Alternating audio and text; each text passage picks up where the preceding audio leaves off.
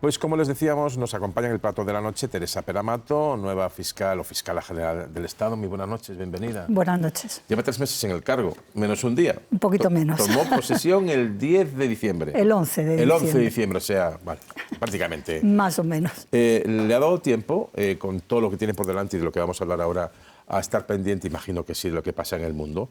Alguien que viene del derecho, esto que estamos viendo, de que parece que las normas del derecho internacional saltan por los aires, ¿qué impresión le provoca? Vivimos en un momento muy convulso, con muchos conflictos bélicos, donde el derecho internacional debe ser un parámetro indiscutible y de respeto absoluto. No voy a entrar en ningún tipo de valoración política, pero sí que me preocupa muchísimo la actualidad internacional. Pues vamos ya con sus competencias. Lleva, decíamos, 3 meses, menos 2 días, de fiscal o ¿Qué le gusta más, fiscal o fiscala? ¿O le da igual? Me da igual. Bueno, pues fiscal o fiscala general del Estado, con una polémica previa de su antecesor, de Álvaro García Ortiz. ¿Cómo va el aterrizaje en estos 3 meses? Bien, yo no he tenido ningún problema. La coordinación, la colaboración, la cooperación con todos los compañeros, tanto todos los compañeros y compañeras de las fiscalías territoriales como con los compañeros de las unidades centrales ha sido exquisita. Estamos trabajando con absoluta satisfacción en todos los órdenes y no he encontrado ningún problema, ni tampoco a nivel institucional, en las relaciones institucionales. ¿Se le esperaba más turbulencias en el aterrizaje? No, la verdad que no. Digo porque en su toma de posesión hizo 2 cosas. Una, es decir, tenemos que este tono tan ácido y agrio bajarlo, no con esas palabras, pero parecidas, y al mismo tiempo mandó un mensaje de reconocimiento a su antecesor. Esto es más o menos lo que dice en sus palabras de toma de posesión. ¿Se está cumpliendo eso? ¿De ese tono más amable? El tono es absolutamente amable, es un tono absolutamente relajado, de trabajo, insisto, de colaboración con todos los compañeros y compañeras de la red de fiscales y sin ninguna estridencia de ningún tipo. Estamos trabajando con absoluta tranquilidad. ¿Era su primera prioridad del clima que veníamos con la Fiscalía? Vamos a ver, todos sabemos que venimos de una etapa que fue una etapa muy difícil, con muchísimas dificultades, una etapa muy tensa, y hay que reconocer que venimos de esa etapa, pero también hay que reconocer que todos los compañeros y compañeras, todos los fiscales, estuvieron trabajando con absoluta normalidad, con absoluta profesionalidad, bajo los principios que nos inspiran, que es objetividad, imparcialidad, sometimiento a la ley. Es decir, el trabajo del núcleo de toda la Fiscalía se desarrolló con absoluta normalidad. Partiendo de ahí, ahora estamos en una etapa distinta. En la etapa anterior ya se ha acabado, estamos en una nueva. La fiscal general del Estado ahora soy yo, estamos cambiando el equipo, estamos formando equipos nuevos y estamos dando una nueva visión a la Fiscalía, pero desde la tranquilidad absoluta, sin ningún tipo de estridencia. ¿Ha hablado con Álvaro García Ortiz en este tiempo? Por supuesto. Sí. ¿Y qué le dice? Digamos, ¿le apoya, le da algún consejo? Álvaro siempre apoyará a cualquiera que ocupe la más alta representación de la Fiscalía General del Estado, porque es un compañero, sobre todo, muy institucional y fiscal hasta la médula. De manera que apoyaría a cualquiera. Conmigo tiene una relación buena, siempre la hemos tenido y es el apoyo absoluto. ¿Qué le pareció su condena? ¿Cómo vivieron el proceso? El proceso se vivió como lo vivió toda la carrera, con muchísima incertidumbre. Yo no voy a entrar a calificar la sentencia, como todas las resoluciones del Tribunal Supremo o de cualquier otro tribunal, la respetamos totalmente. La Fiscalía siempre mantuvo una posición absolutoria porque entendimos que los hechos no eran constitutivos de delito. Esa posición se mantuvo durante todo el procedimiento, también en el acto del juicio oral. Todos conocemos la sentencia, respetamos completamente la sentencia, pero la Fiscalía sigue trabajando en la misma línea porque consideramos que la posición que ha mantenido la Fiscalía es la correcta. Se ha interpuesto un incidente de nulidad contra la sentencia que ha sido, como todos saben, desestimado y ahora, recientemente, me planteó la teniente fiscal su intención de interponer un recurso de amparo y, por lo tanto, yo lo que he hecho es dictar un decreto designando a la teniente fiscal del Tribunal Supremo para la interposición de ese recurso. ¿Ante el mismo tribunal, ante la misma sala? No, el recurso de amparo se interpone ante el Tribunal Constitucional. no hay tiempos, digamos, para que se sepa ya la resolución del Constitucional, No, eso lleva mucho tiempo. Primero se tiene que interponer la demanda y luego seguir toda la tramitación. En la sentencia, entiendo perfectamente que no quiera posicionarse, y además es que es lógico, pero ¿tendrá una imagen de si ha salido reforzado o no la imagen del Tribunal Supremo? Lo digo porque de los 5 ponentes, me parece que eran 2 mujeres, me parece que fueran así, dijeron que estaban radicalmente en contra de la sentencia de condena al fiscal general del Estado porque no había ninguna sola prueba que lo condenase. ¿Cree que con esta disposición tan, digamos, garantista, tan, digamos, contundente, queda deteriorada o no la imagen del Tribunal Supremo, de su sala, que condenó al fiscal general del Estado? Bueno, no es la primera vez que nos vamos a enfrentar a resoluciones del Tribunal Supremo, de la Sala de lo Penal o de cualquier otra de las jurisdicciones o cualquier otro tribunal en el que el voto no sea mayoritario y haya votos particulares.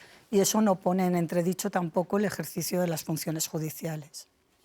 ¿Qué retos tiene la Fiscalía? Lo primero nos lo ha dicho, tenemos que pasar página del mal ambiente o del mar encrespado que había, se ha serenado las aguas. De ahora en adelante, ¿cuáles son sus retos? Los retos de la Fiscalía como institución, seguir trabajando para dar la mejor respuesta a los ciudadanos. Nosotros estamos para cumplir un servicio público, que es facilitar la justicia, hacer accesible la justicia a los ciudadanos y garantizar que sus derechos sean efectivamente protegidos. Pero al margen de la propia inquietud de la Fiscalía, yo creo que podríamos hablar como un reto la potenciación de la especialización. Creo que la especialización en Fiscalía es una característica de la que carecen otras instituciones y que nos está poniendo a la vanguardia en muchísimas materias. Por ejemplo, la Fiscalía contra la Criminalidad Organizada y Anticorrupción es una fiscalía que tiene un prestigio absolutamente imbatible.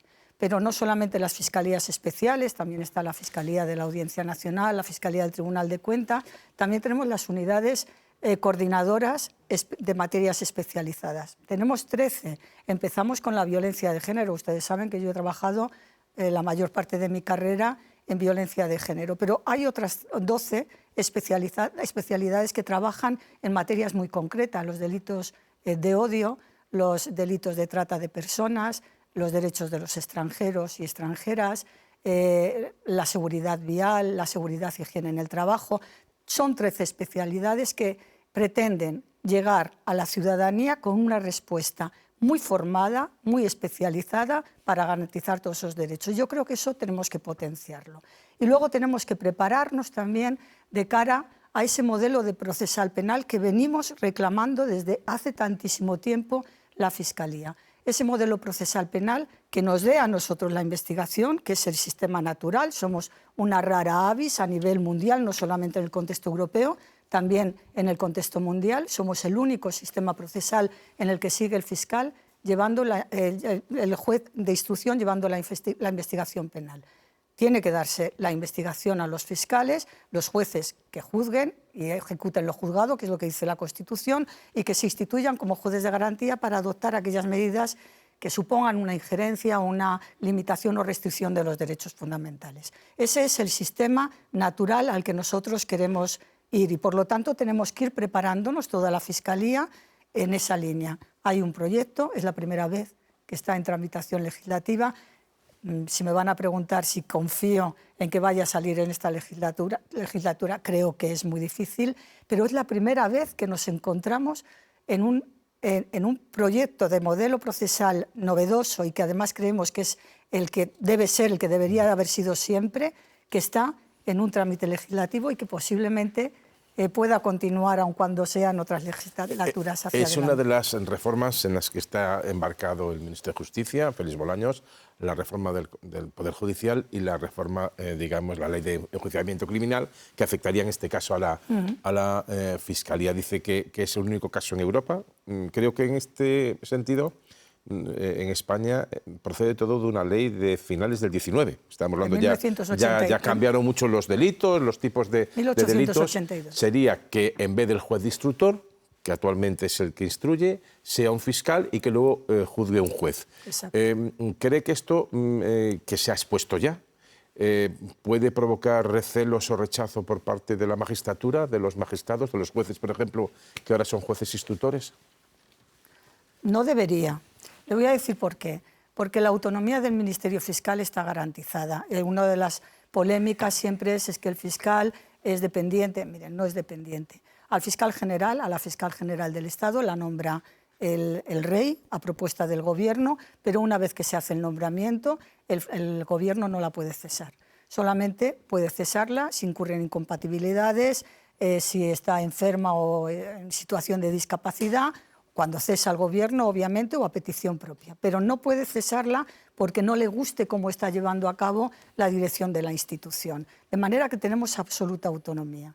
En el caso de que nos dieran la instrucción, obviamente lo que nosotros estamos reclamando es mayor nivel de autonomía. Y para empezar tendríamos que tener una autonomía presupuestaria. Y esto se lo hemos hecho llegar al Ministerio de Justicia en numerosas ocasiones. Incluso yo recuerdo que en mi discurso, creo que fue mi primer discurso, el de toma de posesión, en el que abogué porque se nos diera, aun cuando fuera de forma progresiva, una autonomía presupuestaria, porque es importante que nosotros podamos gestionar nuestros propios medios para tener esa autonomía. Yo creo que a nadie le cabe ninguna duda. La autonomía de cualquier institución depende en gran medida de que tenga el presupuesto para poderla gestionar y dirigirla. Yo creo, obviamente tendrán desconfianzas, y bueno, yo respeto todas las opiniones, pero los fiscales estamos absolutamente preparados para hacernos cargo de la investigación porque tenemos una formación, la misma que los jueces, porque hacemos la misma oposición, tenemos una formación especializada en todas las jurisdicciones. Fíjese usted, el fiscal interviene en el procedimiento penal desde el principio hasta el final, la ejecución de las penas. Sin embargo, los jueces de instrucción intervienen solo en la primera fase, en la de instrucción. Una vez que se hace el enjuiciamiento es otro juez. Incluso luego en la fase de ejecución, en algunas demarcaciones, es otro juez distinto el que ejecuta las penas. Nosotros intervenimos en todas las fases del procedimiento. Tenemos una preparación clarísima en todas las fases del procedimiento penal, pero además tenemos también experiencia en investigación. Hace muchísimos años, la justicia de menores, la investigación la llevan los compañeros de la especialidad de la Fiscalía de Menores. Y también tenemos la experiencia de la Fiscalía Europea. Tenemos experiencia, estamos formados, tenemos especialización de la que carecen en muchísimas ocasiones nuestros compañeros y compañeras, juezas y jueces. De manera que yo creo que no solamente estamos preparados, sino que es la apuesta que debe hacer. Y si esto es así, y en toda Europa es así, ¿por qué en España no ha sido así? ¿Es herencia, digamos, del régimen anterior, del régimen pasado, que depositaba en algunos jueces, digamos, el control de lo que se investigaba? Pues yo creo que es que cuesta mucho cualquier cambio y sobre todo si ese cambio puede afectar a esa estructura, ese establishment en el que se encuentran, bueno, el estado de la justicia actual. Decía, la Fiscalía es autónoma y es independiente. ¿Fueron un error las palabras del presidente del Gobierno cuando a preguntas de un compañero de esta casa, me parece que era Íñigo Alfonso, sobre la investigación antes de unas elecciones a Puigdemont, dijo Pedro Sánchez, ¿de quién depende la Fiscalía? Y él dice, el Gobierno. Pues eso. Dio la sensación de que había ahí una dependencia. Y es cierto que el Poder Ejecutivo nombra al Fiscal General del Estado, a la Fiscal General del Estado. ¿Fueron un error esas palabras de Pedro Sánchez en ese momento? Yo creo que yo no voy a calificar lo que dijo el presidente del Gobierno. Yo respeto absolutamente su libertad de expresión y sus opiniones, pero lo que no cabe ninguna duda es que la Fiscalía, el fiscal, no depende del Gobierno. El fiscal, insisto, lo nombra el rey a propuesta del Gobierno, pero tenemos una absoluta capacidad de obrar autónomamente durante todo nuestro mandato y hasta que se produzca nuestro cese. Y cualquier comunicación que pueda hacer el Gobierno lo tiene que hacer con publicidad y transparencia y está regulado en nuestro Estatuto Orgánico del Ministerio Fiscal. Por ejemplo, no sé si saldrá esa pregunta, pero me puedo adelantar. Se adelanta ya. Me adelanto.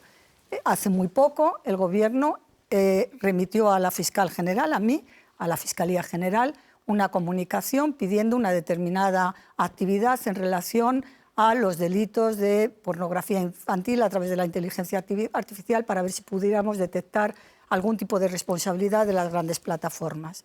Esa comunicación se hizo en virtud de un artículo, que es el artículo 8 del Estatuto Orgánico, que obliga al fiscal general del Estado a convocar a la Junta de Fiscales de Sala, a oírle y a adoptar la resolución que proceda en cuanto a la viabilidad de esa iniciativa que nos plantea el Gobierno. Y se hizo así, con absoluta transparencia y con absoluta autonomía.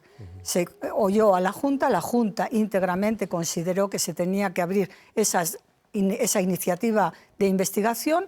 Se hizo un decreto por parte de la Fiscal General del Estado, por mi parte, que se firmó nombrando a la fiscal especialista, a la fiscal de sala coordinadora de la Unidad de Delitos Informáticos para que llevara a cabo esa investigación. Otra vez sale la especialización. Esa especialización no lo tienen todos. Veo que lo tiene muy en la cabeza lo de la especialización, que es importante. Y la independencia y la autonomía. La duración de un cargo son 4 o 5 años. Lo que está, 4. 4 años. Digo porque la reforma de la que estamos hablando implica o indica que a partir de 2028 entraría en vigor, si se aprobara. En ese momento habría que cambiar ya el fiscal, o sea, digamos, habría que proceder a su renovación. ¿Entiendo? En el momento en que entrara en vigor la ley. Sí. O hay que esperar, o habría que esperar a cumplirse los 4 años ahí. Digo, lo que se trata es de que no coincida siempre el periodo de gobierno con el periodo del fiscal. Lo que se trata con la reforma que plantea el Gobierno es que el nombramiento del fiscal general del Estado sea de 5 años, por lo tanto no va a coincidir siempre con el periodo del Gobierno.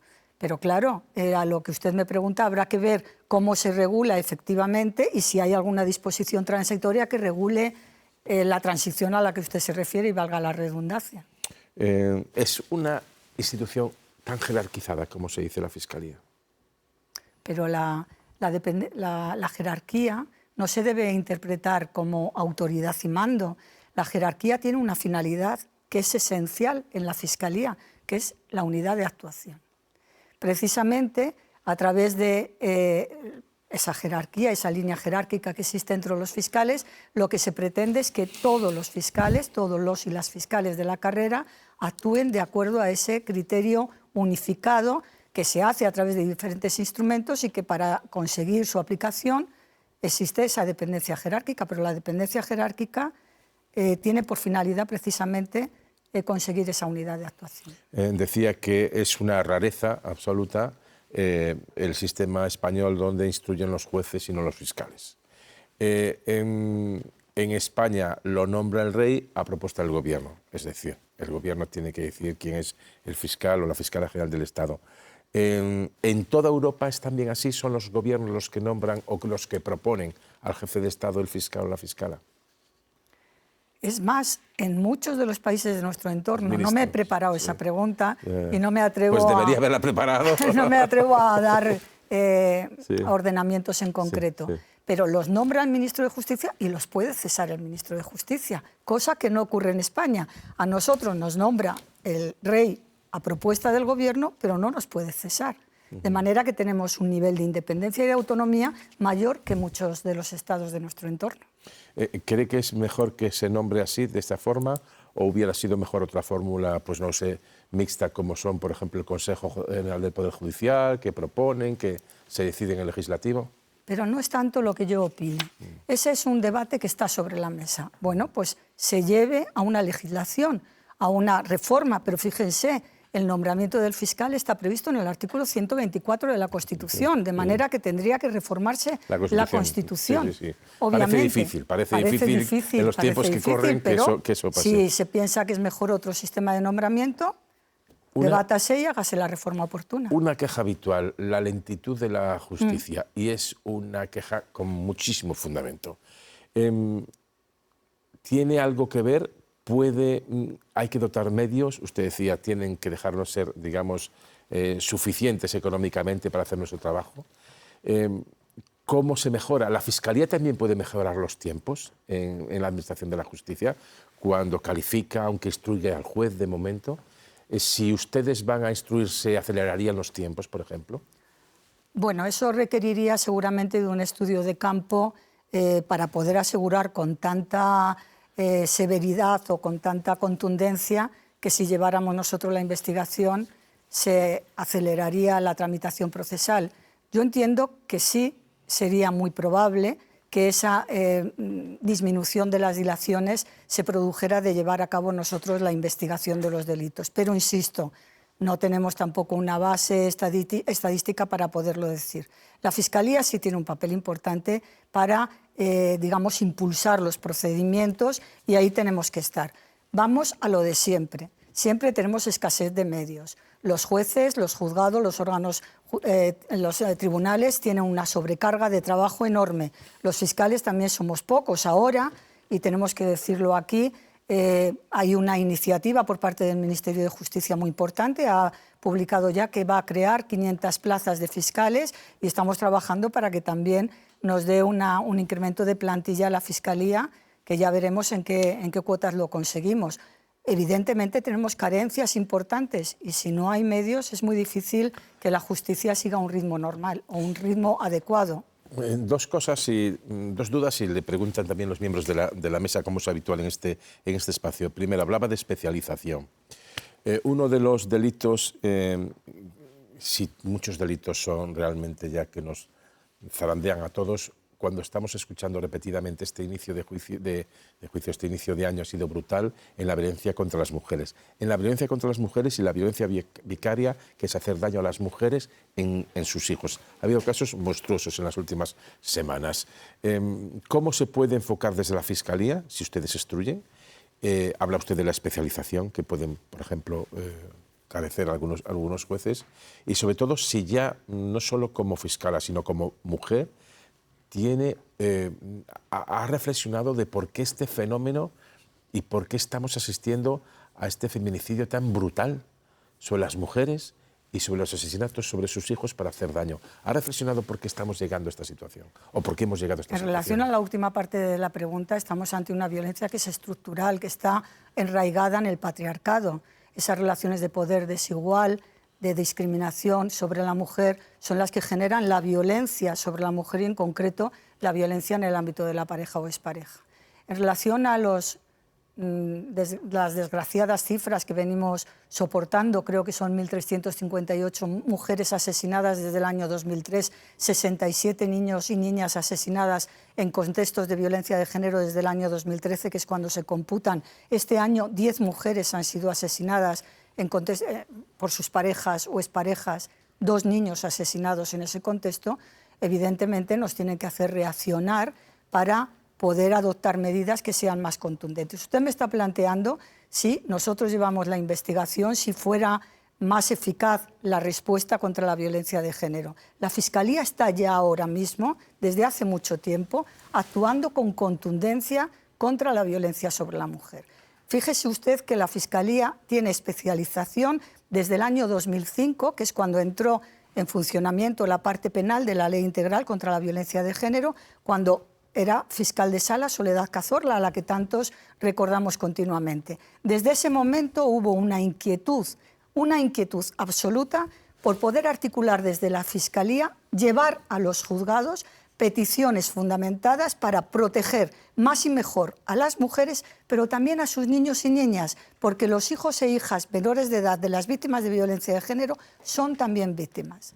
Incluso cuando no son objeto de violencia directa sobre ellos, son víctimas porque la presencia de la violencia que sufren sus madres, lo que llamamos violencia presenciada, es una forma de maltrato infantil. Y esto lo veníamos diciendo los fiscales y luchando por esa protección desde tiempos de Soledad Cazorla. En el año 21 se publicó una ley, la Ley de Protección a la Infancia y Adolescencia, que define el maltrato infantil, y entre las posibilidades de maltrato infantil que todos imaginamos, violencia física, violencia psicológica, violencia sexual, incluye uno, la presencia de la violencia intrafamiliar. La violencia presenciada es una forma de maltrato y contra eso hemos estado luchando los fiscales siempre, pidiendo medidas. Ahora contamos con una legislación mucho más fuerte porque se han incorporado reformas tanto en el Código Penal como en el Código Civil que nos ayudan a proteger más y mejor. Pero esa ha sido siempre la preocupación de la Fiscalía. No es necesario para eso que los fiscales instruyan. Los fiscales especialistas de todo el territorio español están compareciendo ante los juzgados de violencia, las secciones de violencia sobre la mujer de los tribunales de instancia ahora o en cualquiera de los tribunales, procurando que se adopten las mejores medidas para la protección de las víctimas y para evitar la impunidad, que provoca también mayor vulnerabilidad. ¿Pero la justicia está fallando en este terreno? Vamos a ver, estamos hablando, cuando se habla de si fallamos, si falla la justicia somos todos, también los fiscales. Tenemos que tener en cuenta que estamos hablando de delitos que se cometen en la mayoría de los casos en espacios de absoluta intimidad, en la que no hay terceros normalmente que lo presencien. El agresor se cuida muy mucho de cometer el acto sin presencia de terceros que tendrán la obligación de declarar en su contra. Sin embargo, la mujer, respecto de quien mantiene o ha mantenido una relación de afectividad, no tiene la obligación de declarar en contra de él. Ahí nos encontramos un problema importante. Estamos hablando de delitos que se cometen en la más absoluta intimidad, que las mujeres, por múltiples razones, pueden no querer declarar en contra de su agresor, y que las posibilidades de probar esos hechos delictivos se menguan, evidentemente. Bueno, pues vamos ya con las preguntas de los miembros de la mesa. Veo que está tecleando ahí en el móvil Javier Casqueiro. Sí. Primera pregunta para ti. Sí, yo estaba interesado antes y se lo planteaba con el tema de lo que pasa con la Fiscalía y la investigación que hay en marcha con el caso de la Dana en la Comunidad Valenciana, ¿no? Porque además era muy esperada hasta qué punto podía haber una implicación y una imputación que tuviera que investigar el Tribunal Superior de Justicia de la Comunidad Valenciana para el expresidente de la Comunidad, Carlos Mazón. Hoy hemos conocido esa posición de la Fiscalía del Tribunal Superior de Justicia de la Comunidad Valenciana contra esa imputación, y al margen de la decisión de por qué no investigar a Carlos Mazón, en la que se señala que no hay indicios suficientes, a mí me ha llamado más todavía la atención cuando se cuestiona que la exconsejera imputada de Emergencias se entiende por parte de la Fiscalía que no avisó de manera suficiente o clara al expresidente de la Comunidad Valenciana de la situación de emergencia que se estaba dando en la Comunidad Valenciana. Y este es uno de los puntos clave, porque este es uno de los asuntos que se consideró relevante tanto para imputar a la exconsejera, como para señalar a Carlos Mazón. Y sin embargo, la Fiscalía parece tener claro que la exconsejera no hizo esas llamadas, no hizo esas advertencias de manera clara y suficiente. Bueno, yo creo que esto admite una matización, si me permite. Lo que ha pedido el fiscal superior de la Comunidad de Valencia, con absoluta autonomía, es que se devuelva la causa a instrucción para practicar una serie de diligencias que entiende que son necesarias para poder acreditar o para poder discernir cuáles son las responsabilidades en las que ha incurrido cada uno de los investigados, la consellera en esa comunicación, y también si hay responsabilidad o no del expresidente Mazón. Eso es lo que ha pedido el fiscal. No procede que se detenga la causa en el Tribunal Superior de Justicia, pide que se devuelva a instrucción porque cree que la instrucción no ha concluido. Las instrucciones, lo decía antes, tienen que ser exhaustivas y tienen que ser efectivas para poder ejercitar la acción penal. El Ministerio Fiscal tiene que tener un acervo probatorio mínimo con lo que acusar. El fiscal ha considerado que la instrucción no está conclusa y por eso ha pedido la devolución. Una matización, ¿sabes? Solo mía.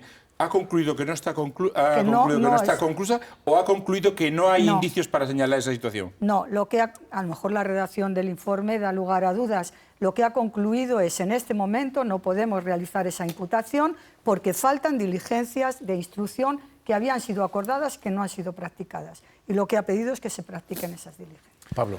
Sí, fiscal general, yo, sobre el relato que usted nos ha puesto encima de la mesa sobre la caída de Álvaro García Ortiz, yo quería solo preguntarle si a toro pasado, después de esos 3 meses, cree que el anterior fiscal general del Estado se equivocó en algo, si en su actuación, si en su toma de decisiones se equivocó y erró y llevó a la resolución que finalmente se produjo, ¿no? Y que usted esté hoy sentada aquí como fiscal general. Y le quería preguntar por otro caso de la Fiscalía, el caso de Rejón, que también ha sido muy polémico y además usted está muy implicada en la lucha contra la violencia de género.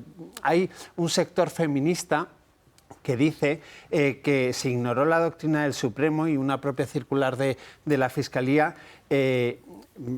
cuando la Fiscalía tomó la petición de la absolución de Íñigo Rejón. Y quería que me explicara por qué la Fiscalía toma esa decisión, que lo criticó la actriz Elisa Mulliá, pero también, insisto, pues una corriente feminista, ¿no?, que dice, pero si el Supremo y esa circular de la Fiscalía decía otra cosa, ¿no?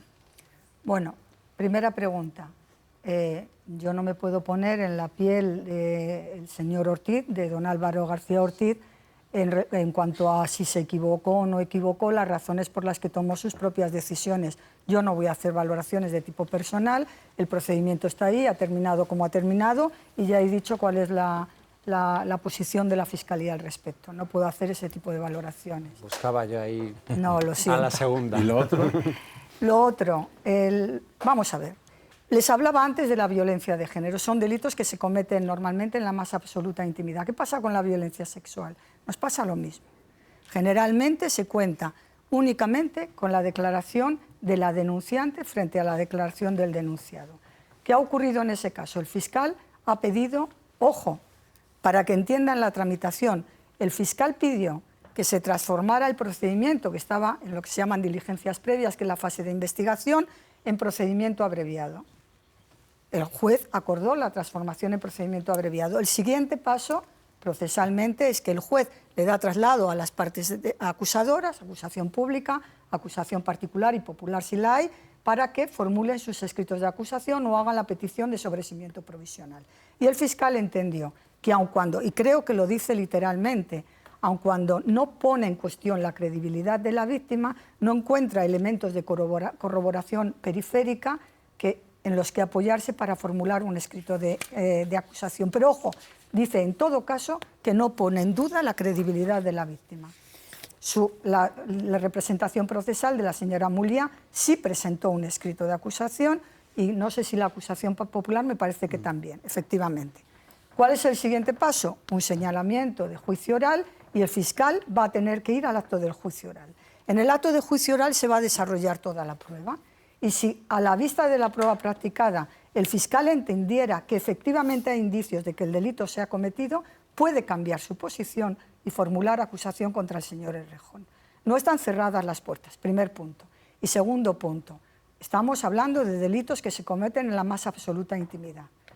Tengo que decir, en primer lugar, lanzar la idea a todo y sobre todo a las mujeres de mi empatía, mi respeto absoluto hacia cualquier mujer que denuncia una agresión sexual o un acto de violencia contra la mujer. Mi absoluto respeto que vaya por delante. Pero estamos hablando de un procedimiento penal en el que las garantías son otras y también la garantía de defensa y de presunción de inocencia de la persona investigada. No ha terminado el procedimiento, veremos qué ocurre.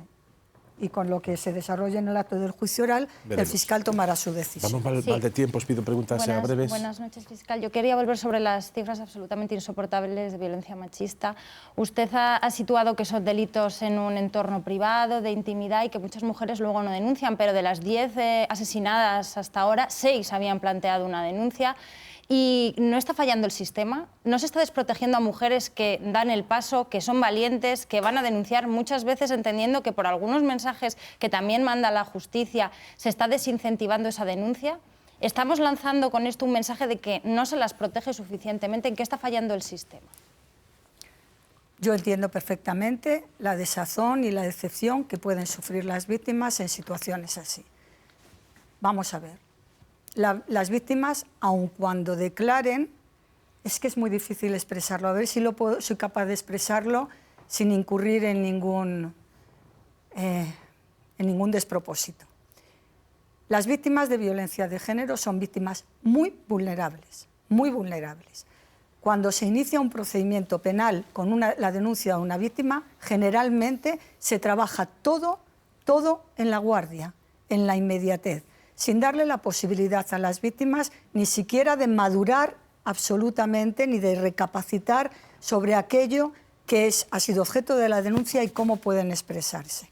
Hay muchas que denuncian y declaran, no sé ahora respecto de las 10, habían declarado, no sé cuál había sido el final del procedimiento, porque no he tenido ocasión de ver el fin del procedimiento. Había algunas que tenían orden de alejamiento, claro, multirreincidencia, entonces, varias agresiones. Incluso alguna tenía una condena previa. Claro. Si es así, el sistema sí respondió.